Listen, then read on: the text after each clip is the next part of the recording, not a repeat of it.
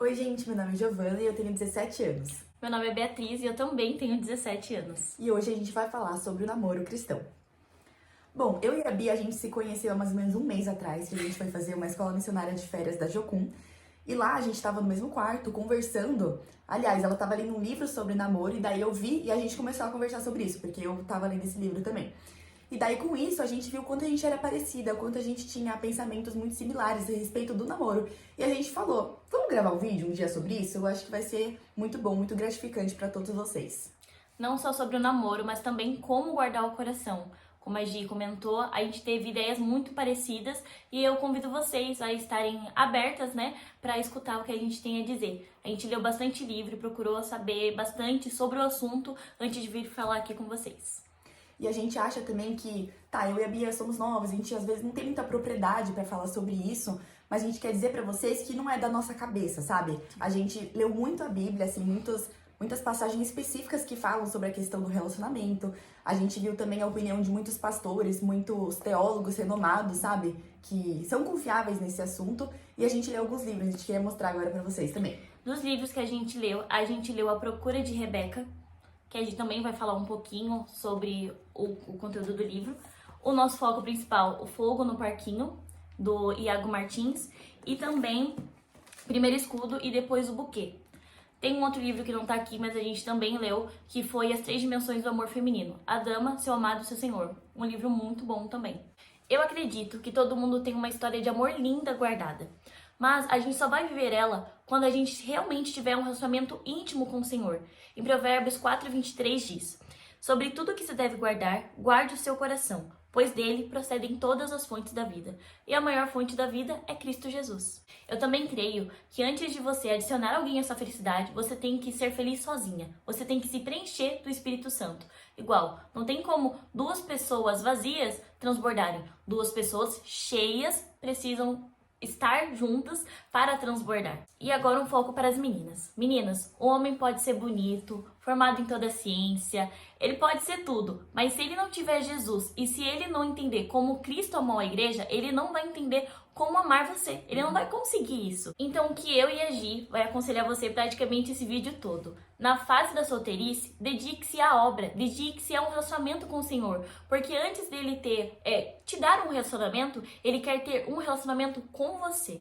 E eu ouvi uma frase uma vez que falava assim: Deus não está te dando um relacionamento agora porque você não consegue cultivar o que você tem com ele, sabe? Então isso é muito real, porque de fato a gente precisa criar uma intimidade maior com o Senhor antes de nos entregar a alguém, porque senão essa pessoa não vai estar agregando a nada, sendo que o propósito do relacionamento aos olhos de Deus é os dois juntos olharem cada vez mais pra cruz, sabe? A gente tem que saber escolher, porque no final vocês dois vão estar seguindo o mesmo mapa. Não tem como um ir para um lado e outro para o outro. Porque entra também no jogo desigual, que a gente vai falar também. Um jugo desigual, pra gente entender mais ou menos o que era um negócio que era colocado entre dois bois pra eles andarem juntos, levando, sei lá, uma mercadoria. Era uma relação que Jesus usava nos tempos bíblicos pro pessoal entender. Só que, nos tempos de hoje, o que seria o jugo desigual? São duas pessoas andarem em ritmos diferentes, com propósitos que não são os mesmos, sabe? Não faz sentido, entendeu? A gente tem que, de fato, andar com alguém que tá com um jugo igual ao nosso, com o mesmo propósito, com a mesma intimidade com Cristo, entende? Tem uma frase também que eu acho bem legal, eu anotei aqui. Que a gente tem que escolher as pessoas certas. E diz assim: se você ama como uma princesa, você deve procurar alguém também que te ame como uma princesa. Porque, gente, nem todos os sapos, quando você beija, vira príncipe. E eu acho tolice da parte de muita gente tentar dar certo. E claro, igual eu tava conversando com a Gi, o julgo desigual é algo óbvio. Gente, não vai dar certo. É algo óbvio.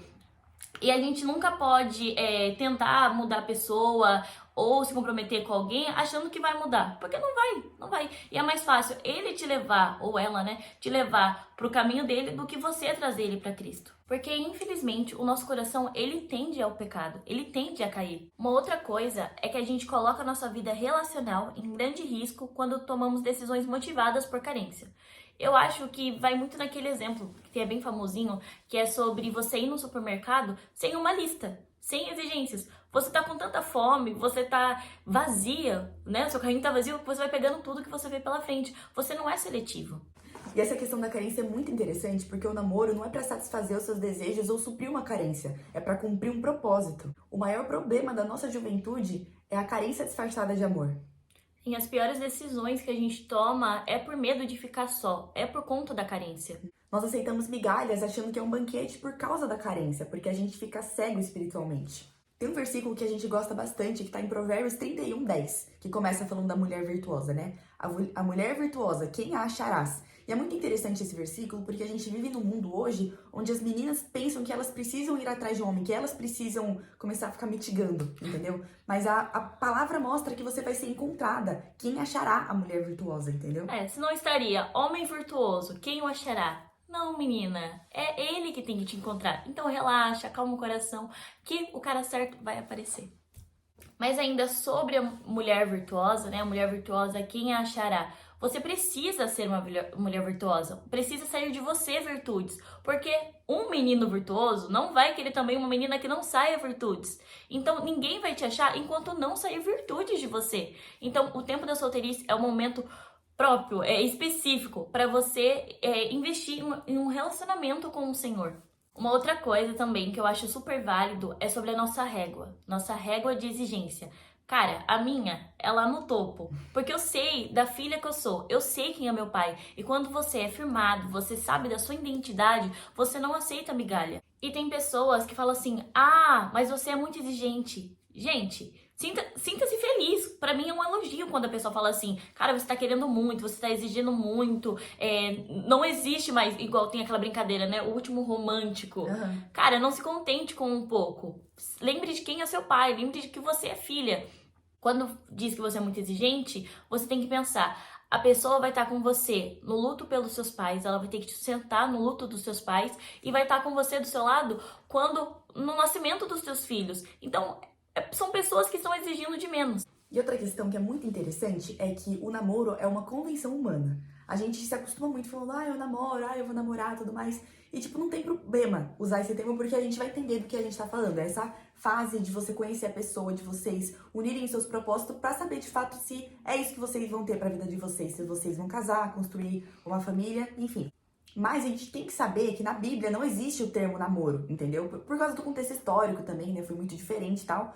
Mas assim, aos olhos de Deus, aos olhos espirituais, ou uma pessoa tá solteira, ou uma pessoa tá casada. Porque uma vez que você tá namorando, ambos estão solteiros, entendeu? No sentido de que você é um, ele é um. Vocês até podem estar, o meu relacionamento com o meu namorado é mais íntimo do que com qualquer outra pessoa, entendeu? No sentido de conversas, profundidade, intensidade, né?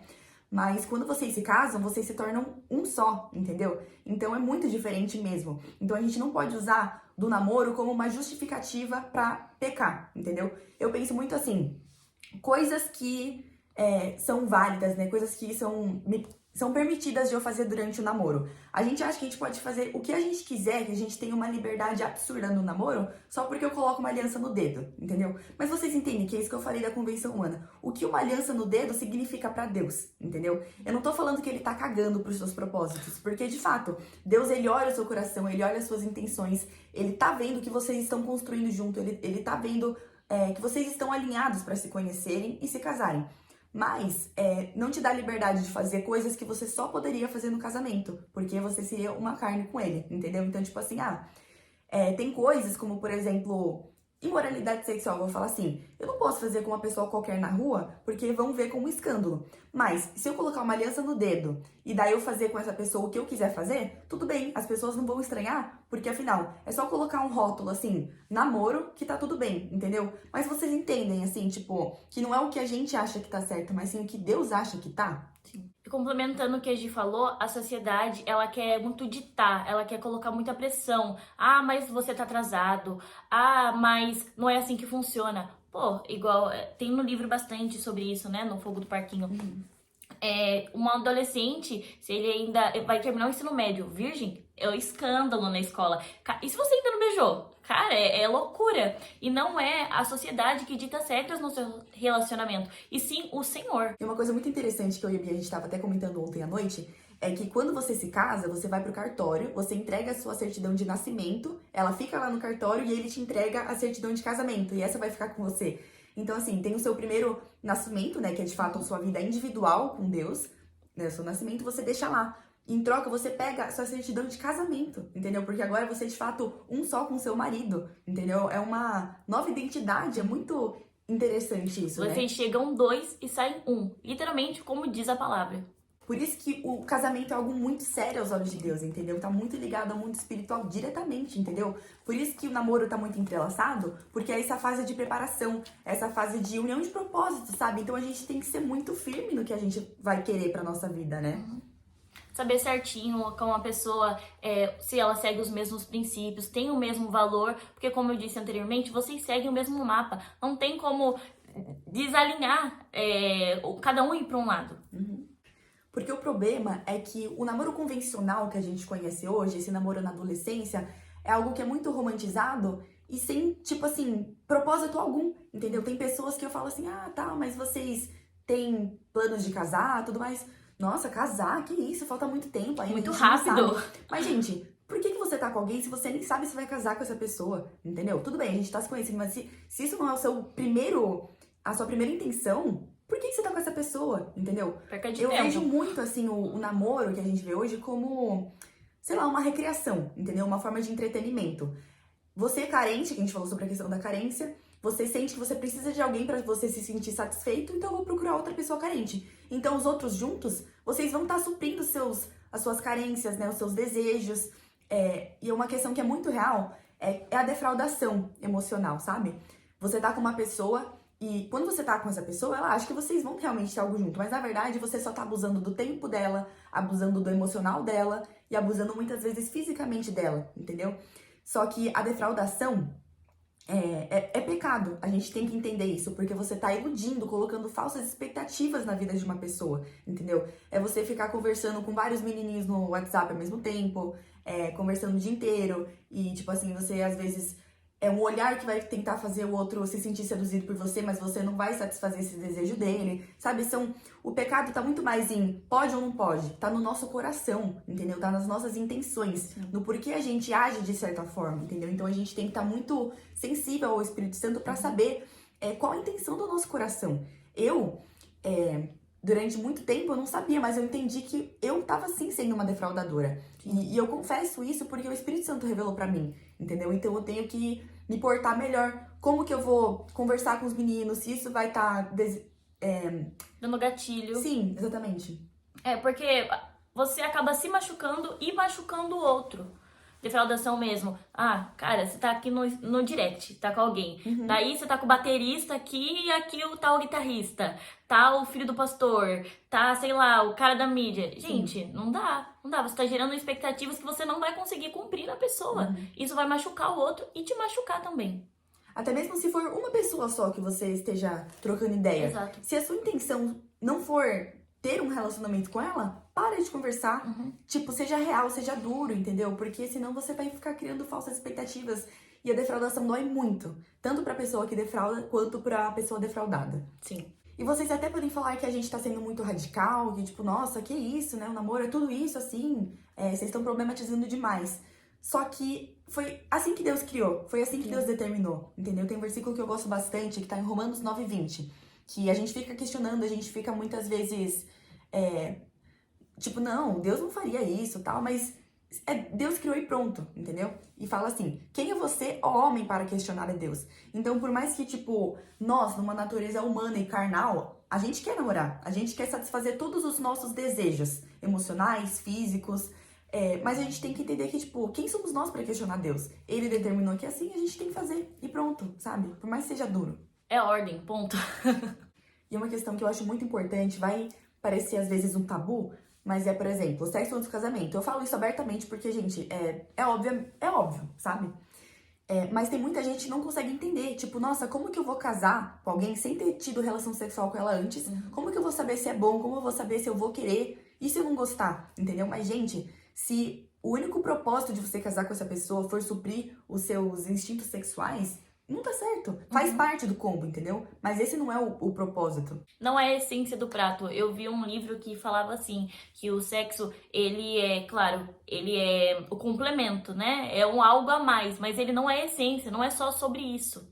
Porque muitas vezes você trata a sua namorada como se fosse um carro. Tipo, eu preciso testar o carro antes de comprar ele pra saber se vai dar certo, entendeu? Pra ver se eu vou gostar. Mas a sua esposa não é carro, entendeu? Você não pode comparar ela a uma máquina inanimada, entendeu? E eu entendo sim, de fato, que é uma pergunta relevante, que talvez possa causar insegurança pro seu coração, porque você vai passar a vida inteira ao lado dessa pessoa, né? Mas eu entendo que, tipo assim, quando vocês têm o propósito de fato, ter relações sexuais para glorificar o Senhor, viver em castidade, santidade, né, antes do casamento, vocês vão fazer acontecer da forma dos dois, entendeu? E até não é saudável, não só no sentido de pecado, obviamente, entendeu? Porque a consequência do pecado é a morte. Mas quando você tem relações sexuais com várias pessoas antes de você casar, a comparação no seu coração vai ser tão forte que isso vai trazer muitos prejuízos no casamento, entendeu? Então, assim, eu sinto que vocês dois juntos no casamento vão fazer o sexo dar certo, entendeu? Acontecer da melhor forma possível pros dois, em que os dois se agradem, entendeu? Sim. Porque vocês vão ser uma só carne, gente. Entenda isso. E quando você faz algo pro Senhor, Ele vai te honrar, Ele vai te recompensar.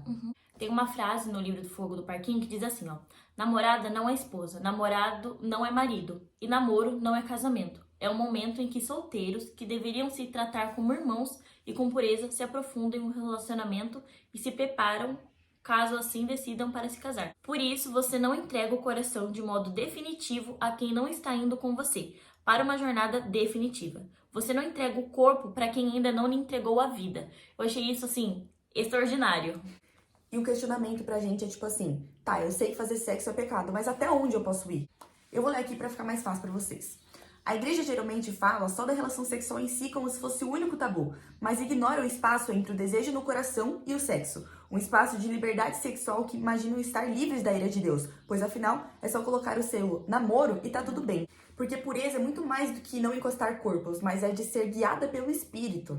Eu não tô dizendo que você não pode sentir uma atração física pela pessoa que você tá junto, mas o problema é o que você vai fazer com isso. Você vai guardar o seu coração, você vai guardar o seu corpo ou você vai se entregar a esses desejos? Eu me refiro a conversas picantes, passadas de mão assim no corpo, sabe, de uma forma tendenciosa que vai fazer você sentir um instinto sexual, ou por exemplo, você usar roupas que vai provocar o desejo na pessoa. Então assim, por isso que a gente tem que parar de pensar tão superficial achando que é somente o sexo, entendeu? Porque tá no nosso coração antes de tudo. Tudo vai da intenção que você coloca naquela atitude. Porque existem muitas pessoas que casam virgens, mas com o coração muito prostituído. A virgindade, ela não é também passaporte, o livro diz, né? Não é passaporte, não é uma certeza de que seu casamento será feliz. Tipo, sou puro. E também tem muita gente que por ser virgem ainda, ou por não ter beijado, ou por estar na castidade em si, se acha superior ao outro. Não. Então, tipo assim, você não faz isso pra se vangloriar, mas é pelo Senhor, entendeu? Eu escolho viver uma vida de castidade não por mim mesma, pra falar, gente, olha como eu sou santa. Mas é literalmente pra apontar pra Cristo e falar, gente, eu faço isso pelo Senhor. Porque Ele é digno disso. Ele é digno da minha castidade. Se quando namoramos ainda somos jovens solteiros, então nossas irmãs em Cristo continuam sendo nossas irmãs. Em 1 Timóteo diz assim: trate as mulheres mais velhas como trataria sua mãe, e as mais jovens com toda pureza, como trataria as suas irmãs. Isso diz em 1 Timóteo 5:2. Mas, gente, entenda que nada disso é muito difícil, entendeu? Porque Cristo morreu na cruz por nós, entendeu? Ele fez o maior sacrifício. Então, sim, se trata de um sacrifício que nós fazemos para glorificar o nome de Deus, mas ele fala que Ele não permitirá que nós passemos por nenhuma tribulação na qual nós não tenhamos força para suportar, entendeu? Então, por mais que eu pense que essa tentação vai ser irresistível, se eu entrego isso para Cristo, aos pés da cruz, Ele vai me ajudar, Ele vai me guiar, entendeu? Com o Espírito dele. O meu jugo é suave e o meu fardo é leve. Exatamente. Bom, gente, agora tem um ponto muito polêmico, que eu e a Bia, a gente viu que a gente concorda, né? Que a gente tem a mesma opinião. Mas eu sei que muitas pessoas não pensam igual, mas por falta de instrução também. Eu creio que muitos de vocês nunca ouviram nem falar sobre isso, então por isso que a gente quer expor aqui a nossa opinião pra vocês. A gente não tá querendo falar, a gente é melhor que vocês porque a gente pensa assim, mas a gente quer realmente mostrar, ó, a gente pensa dessa forma, mas a gente entende que a gente não pode falar, nós estamos certas, porque a gente não tem certeza de nada também, entendeu? Sim. A questão do beijo. Beijar pode? Porque tá, a gente sabe que sexo não pode fazer, mas e o beijo, entendeu? Qual a opinião de Deus, o que agrada a Deus quanto a isso? No caso, o beijo dentro do namoro, porque fora do namoro é óbvio que não, né, galera? Sim, E dentro do casamento também nem se fale, porque daí sim você tem a Sim. liberdade. Mas enfim, a questão do beijo, eu e a Bia, a gente escolheu realmente viver um namoro de corte, se assim vocês quiserem chamar, entendeu? Que é realmente um namoro em que vocês não têm nem beijo e, obviamente, nada a mais do que isso, entendeu? É realmente com toda a pureza.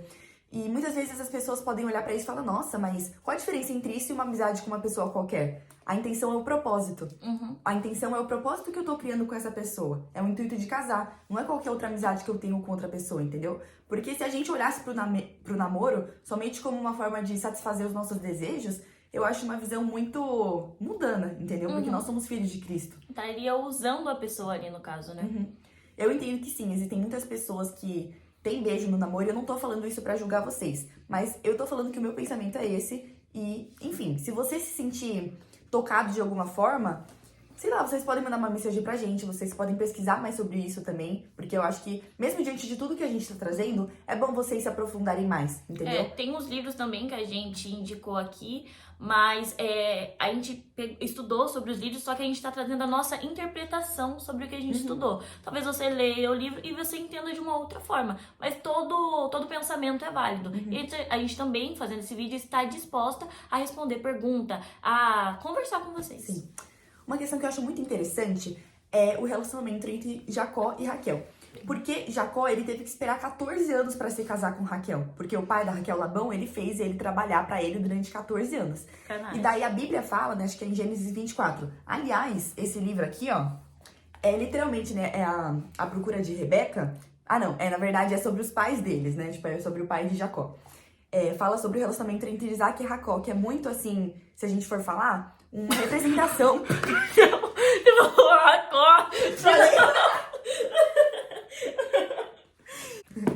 Ô, gente, toda vez que eu falo do Jacó e da Raquel, eu acabo falando Jacó e Jaquel. Tá muito difícil a minha dicção, mas enfim, vocês entenderam. Porque, por mais que os contextos fossem diferentes, traz muito um namoro bíblico, entendeu? Sim. Então esse livro eu recomendo por isso. Mas voltando, o Jacó, quando ele se casou com Raquel, depois de 14 anos de espera, falou assim, então Jacó se casou com Raquel, e daí eles se beijaram. E daí fala assim, e Jacó chorou. E eu vejo assim, eu acho tão lindo, gente. Porque imagina pra uma pessoa que, com certeza, Jacó, ele tinha desejos, entendeu? Ele amava a Raquel. Ele esperou durante 14 anos. Aí que vem também a questão do sacrifício. Será mesmo que a gente tá disposto a esperar por todo esse tempo pela nossa amada? Mas voltando. Aí ele beijou e ele chorou, entendeu? Eu vejo, tipo assim, ele queria tanto satisfazer isso, mas ele esperou. E daí foi, tipo, um beijo tão sacrificial que foi lindo, entendeu? Então, assim, por que ele teria chorado naquele momento depois do beijo, entendeu? Então eu acho muito simbólico. Tem outra passagem que eu acho muito interessante, eu descobri há pouco tempo, tá em Cânticos 8:1. A Sulamita, que era a noiva de Salomão, tava escrevendo, né, os cânticos pra ele e tal, e ela disse assim, presta atenção. Quem dera fosse você o meu irmão, então eu poderia beijá-lo publicamente e ninguém me criticaria. Muito estranho, concorda? Mas a gente tem que entender que naquele contexto histórico, o beijo na boca era algo comum entre irmãos, entre pessoas da família, porque não era algo assim malicioso, não era algo com segundas intenções. Era realmente, eu acho que uma questão de respeito, intimidade. Sim. Mas também não deixava de ser um desejo sexual para aquela pessoa que você sentia atração física, entendeu? Então, assim, a Sulamita, ela queria que ele fosse o seu irmão, porque assim ela ia poder beijar ele publicamente e ninguém criticaria. Aí que tá, ela era a noiva dele. Se ela beijasse ele publicamente, as pessoas criticariam, né? Só interpretar o versículo. E se criticariam, era porque não era algo comum, entendeu? Você beijar alguém que ainda não fosse seu esposo, entendeu? Então, assim, o incesto era algo condenado por Deus, mas o beijo entre pessoas da mesma família era um sinal de respeito, por isso que não tinha segundas intenções. Mas é realmente a gente pensar, nossa, me criticariam publicamente, por que não é mais assim? Por quê? Entendeu? E daí é que tá, pra mim isso é um raciocínio que faz muito sentido. Quem disse que pode? Quem disse que não é pecado? Entendeu? Eu não posso afirmar que o beijo é pecado, mas é a minha escolha pra glorificar ao Senhor. Entre fazer uma coisa que eu sei que se eu abdicar do beijo, eu vou estar glorificando a Deus, entendeu? É uma renúncia sacrificial para Ele, entendeu? Então, de certa forma, eu vou estar agradando a Deus, porque não é por mim. A minha carne quer beijar, a minha carne quer satisfazer os desejos. Mas se eu escolho não beijar para Deus, eu vou estar agradando Ele. Mas se eu beijar, na dúvida se isso é pecado ou não, E se eu estiver em pecado e desagradando a Deus, entendeu? A nossa vida com Deus, gente, a gente não pode ficar andando na beira da piscina, entendeu? A gente realmente tem que fazer tudo pra glória dele, porque a gente não pode brincar com o fogo, a gente não pode brincar com a vontade de Deus. Eu acho que na dúvida é melhor não fazer. Então, como a Bíblia não fala, você não pode beijar, ou tipo, beija à vontade, não tem problema, Deus não se importa. Escolha não, entendeu? Porque isso você tem a certeza de que de alguma forma você vai estar agradando a Deus. Porque é uma escolha por temor ao Senhor, por obediência, entendeu? Então, assim, eu não concordo com pessoas que dizem que, não, beijar não é pecado. Mas eu também não concordo com pessoas que afirmam. Mas é realmente entender a intenção do nosso coração. Eu vou estar beijando para satisfazer os meus desejos e mesmo que não seja pecado, o beijo, biologicamente, é tipo assim, como se você estivesse acionando o seu corpo, tipo, ó, prepara porque aí vai vir relação sexual. Literalmente, gente. É isso que a ciência diz. É como se você estivesse preparando o seu corpo para o ato em si, entendeu? Então você acionar uma chama, mas não desencadear um incêndio, que é no caso a relação sexual em si, é muito ruim pro seu corpo, entendeu? Você acha que agrada a Deus você ficar se ardendo em desejo? Até mesmo nas tradições de casamentos que a gente conhece de hoje em dia, tanto de pastor, tanto de padre, depois que você diz o sim, que você recebe ali a sua noiva, o seu noivo, A né, consumação dos votos, exato, como marido e mulher, daí sim eles falam, você pode beijar a noiva. Não faria sentido pra você que beijaria antes, que estaria, tipo, já cometendo esse ato antes. Então, depois, você pode beijar a noiva. O que gera muita emoção, né? Ainda mais no pessoal que tá fazendo o namoro de corte. Porque, de fato, é algo muito simbólico, assim. A gente acha bonitinho só algo que faz parte da cerimônia cristã do casamento, né? Pode beijar a noiva. Mas quem criou isso no início pensou, vamos fazer isso porque, de fato, as pessoas não se beijam. Sim. Somente após a consumação dos votos no casamento. Entendeu? Pra gente realmente refletir. Eu posso beijar a noiva somente com a permissão do meu líder espiritual, né? Que é, tipo, o que se representa, né, na igreja. Depois da consumação dos votos. É algo que pra mim antes da gente estudar sobre isso, é algo que pra mim passava muito banal. Tipo assim, nossa, pode beijar a noiva. Depois que virou essa chavinha, eu falei, nossa, fez todo sentido. Então, quando pode começar a namorar? A nossa opinião é muito parecida. Igual, na verdade, né? Não é nem isso, é literalmente igual. Porque a gente acredita que um namoro na adolescência não seja a coisa mais prudente a ser feita, entendeu? Porque ser jovem é ser bioquimicamente imprudente, entendeu? Isso é um fato comprovado e eu vou até mostrar pra vocês. E ser jovem é ser inconstante também. E pra gente é tudo muito intenso. É tudo muito exagerado, no caso, né? Quando jovens, o nosso córtex pré-frontal ainda não está bem desenvolvido. Por isso estamos sempre despreparados para pensar a fundo no amanhã. Sempre achamos que vamos dar conta do agora e nenhum desafio parece grande demais. Então a gente acha que a gente vai dar conta da tentação, entendeu? A gente tem que entender que até mesmo o nosso corpo biológico mostra que não é o momento, que a gente não tá pronto, entendeu? Porque a maturação mesmo, assim, ela alcança seu estágio, acho que com 24 anos. Fala assim, não que precise ser assim, e eu não tô delimitando uma idade, entendeu? Eu tô falando que eu já vivenciei experiências assim, antes de me converter também, eu já namorei, mas eu fui transformada pra glória de Cristo e o meu pensamento mudou completamente, entendeu? Tanto que o que eu vivenciei corroborou muito pra que eu pensasse dessa forma hoje. Com a Bia foi um pouco diferente, pode contar pra gente. Diferente da Gi, o que nos liga, porque a gente é totalmente diferente nas nossas experiências. A Gi já teve a experiência dela e eu não. Mas o que nos liga foi Cristo e eu acho muito legal a gente pensar igual, né? A nossa maturidade pra esse assunto. Porque a Bia, ela se converteu muito cedo, acho que com 13 anos, e ela nunca teve nada com ninguém. Isso é muito lindo aos olhos do Senhor, porque viver a castidade é um privilégio, gente. Sim. A gente tem que ver como essa forma. E quando você escolhe viver a castidade, pelo menos pra mim, é algo, literalmente, essa palavra, né, renunciador, né? Porque, cara, os nossos desejos, igual eu falei anteriormente, nosso coração tende para o pecado. Então você tem que se policiar o tempo todo. Mas eu creio, em nome do Senhor Jesus, que assim, vai ser maravilhoso quando tiver meu marido, quando eu tiver a minha família, e todo esse tempo o Senhor vai me recompensar, o Senhor vai me honrar. Porque assim, na adolescência, mais uma vez, biologicamente provando, os nossos hormônios estão aflorados, entendeu? Então é muito fácil da gente cair em tentação e a gente acha que a gente não vai, a gente acha que a gente vai dar conta. Mas na hora, entendeu? É muito difícil da gente se segurar. E mesmo que a gente não faça, você ficar te atiçando, você ficar despertando um desejo assim, ardente é ruim pra você. E isso não vai agradar a Deus. E outra coisa, Gi, o pecado, ele começa na mente, depois ele se materializa.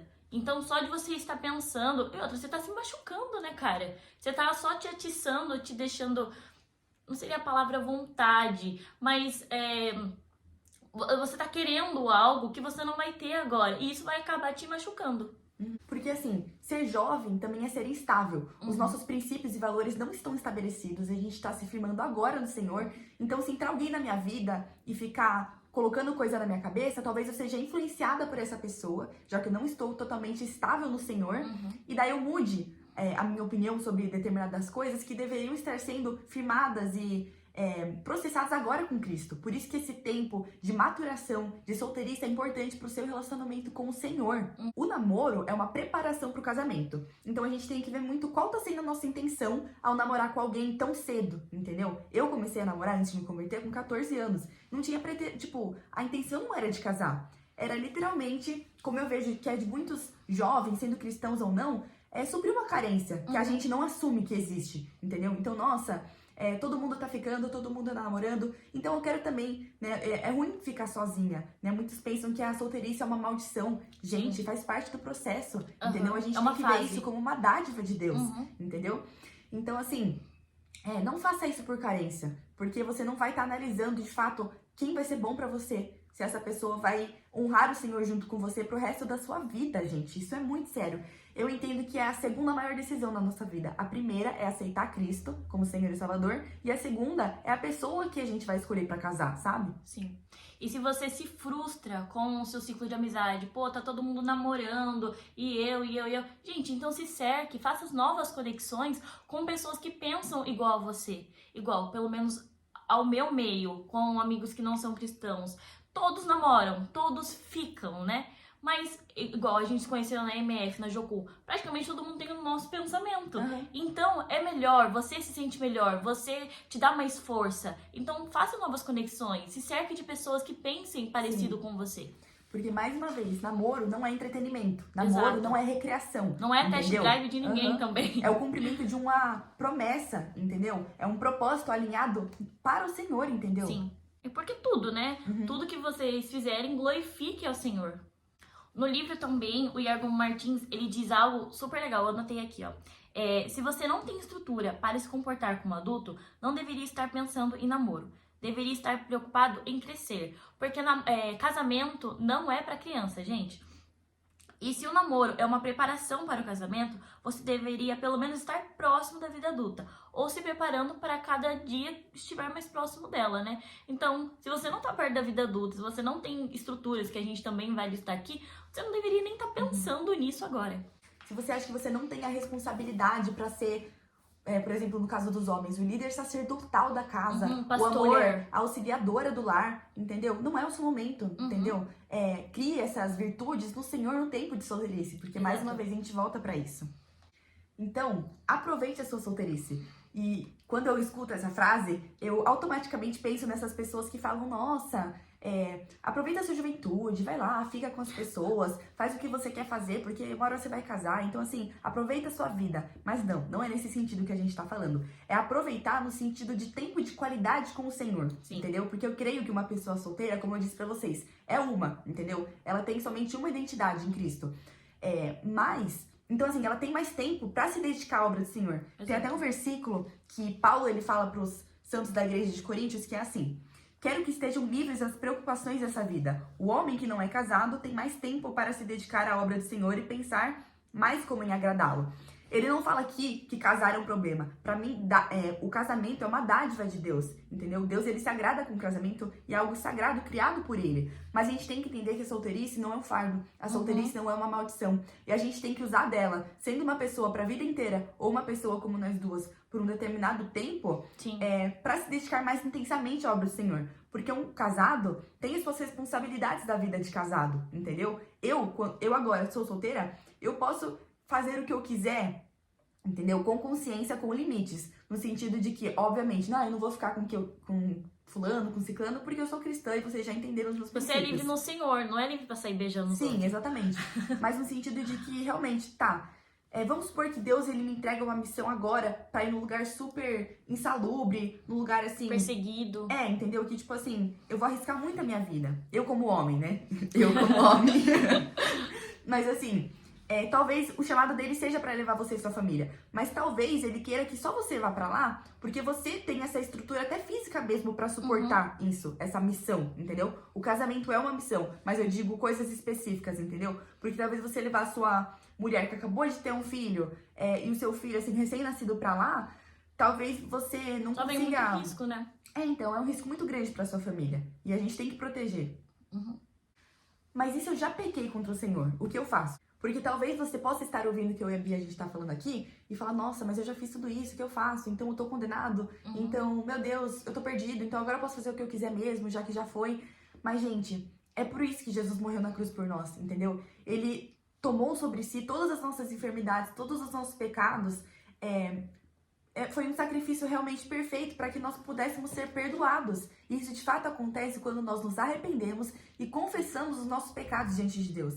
Então, se eu fiz isso, mas se eu me transformei, me renovei em uma nova criatura para a glória de Deus, e eu admito, e eu confesso, eu reconheço, gente, que isso não agrada a Deus, que, enfim, que isso é fruto do pecado, eu falo, Senhor, me perdoa, entendeu? Me perdoa porque eu não mereço a tua bondade, eu não mereço. Mas mesmo assim o Senhor fez isso por mim. Mesmo assim o Senhor me amou tanto que o Senhor morreu na cruz por mim e tomou sobre si todos os meus pecados sexuais, sabe? Exato. E sobre isso que você falou, de agora, já que eu cometi, eu vou cair mesmo, vou ficar por aqui mesmo. Eu acho muita tolice, Gi. Alguém que se afasta de Jesus por conta do pecado. Eu acredito que você tem que permanecer em Cristo até você vencer esse pecado. Porque assim, eu e a Bia, assim, do início ao fim, talvez tratando de temas difíceis, temas polêmicos, que muitas vezes parecem um tabu, mas a gente faz isso por amor, gente. Sim. Porque a repreensão não é algo porque eu e a Bia quer condenar vocês, a gente não quer julgar vocês, a gente faz isso por amor. Porque se a gente não amasse vocês, a gente ia permanecer omissas para que vocês, nos seus pecados sexuais, não arrependidos, vocês fossem pro inferno. Mas não, já que a gente ama tanto vocês, a gente quer compartilhar aquilo que é a verdade, a vontade do Senhor, expor isso na vida de vocês, para que vocês tomem consciência disso e deixem de pecar, para que vocês possam ser salvos, gente.